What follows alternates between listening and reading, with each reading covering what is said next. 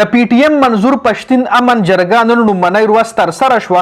د لومړنۍ ورځ په خیر او عافیت باندې ترسره شوه. څه داسې بوري خبر پکې نه دی راغلی. نن مفتي منیر شاکر صاحب هم په دغه جرګه کې شرکت کړی دی.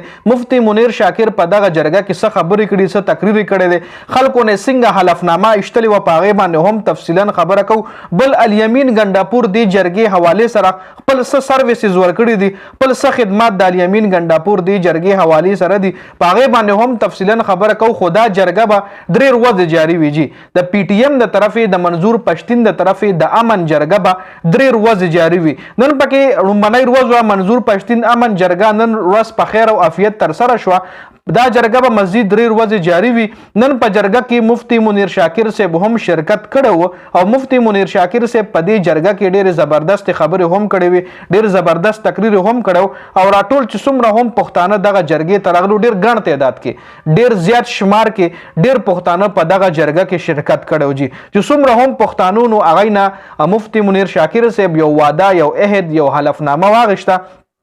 مفتی منیر شاکر صاحب په دغه جرګه کې وویجي چې څومره هم پښتانه راغلي دي نو موږ به دا جرګه ښه پرزور ور پرجوش طریقې سره کوو او ټولو خلکو نه حلف هم وایستو. ټولو خلکو ته وویل چې تاسو لاسونه اوچت کړئ او ټول لاسونه اوچت کړئ. وایي که چا لاس نه اوچت کړي د دې مطلب دا شو چې دا زموږ د جرګې حصه نه ده. نو ټولو خلکو لاسونه اوچت کړي چې بیا مفتی منیر شاکر ووي چې هغه جرګې نه حلف وایستو چې زما دی وایي د الله پاک په کلام باندې قسم وي او د هغه هم راغلي پښتانو هغوی د ښځې طلاق هم وروغورځولو چې موږ به په دې جرګه کې هیڅ قسم غداري نه کوو. موږ به خالص د پښتنو نمایندګي کوو په دې جرګه کې او چې څوک وایي غلی شه موږ به غلی کېږو، چې څوک وایي کښېنه موږ به کښېنو، چې څوک وایي پاسه موږ به پاسو. مطلب یې دا و چې پر امن طریقې سره موږ دا احتجاج کوو او خالص د پښتنو د امن لپاره به دا احتجاج کوو. نو مفتي منیر شاکر صاحب ډېرې زبردست خبرې په دغه جرګه کې وکړي او دې جرګې له څنګه ویډیو کې تاسو له مووي ډېر ګڼ تعداد کې، ډېر ګڼ شمار کې پښتانه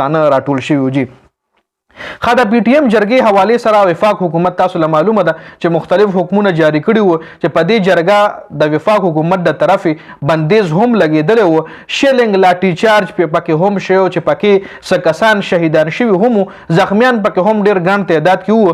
خو بیا ګنډاپور چې کوم دی هغه دا ټول سیاسي جماعتونه راټول کړل، باقاعده په کې پی اسمبلی کې د دې ټولو یو جرګه وشوه. ټول سیاسي مطلب د مسلم لیگ نون کسان چې کوم هغه هم ګنډاپور راوغوستل.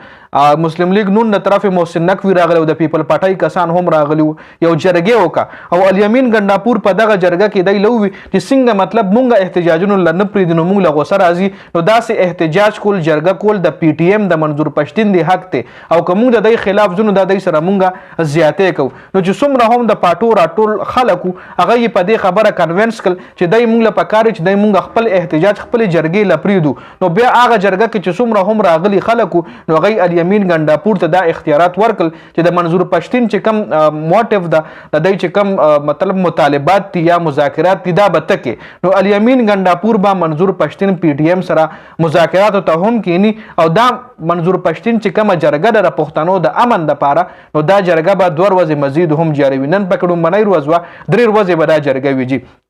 نو دا مکمل اپډیټ شو. نوي اپډیټس چې راځي به در سره هم شریک کوم. د ویډیو کتلو زیاته مننه. والسلام.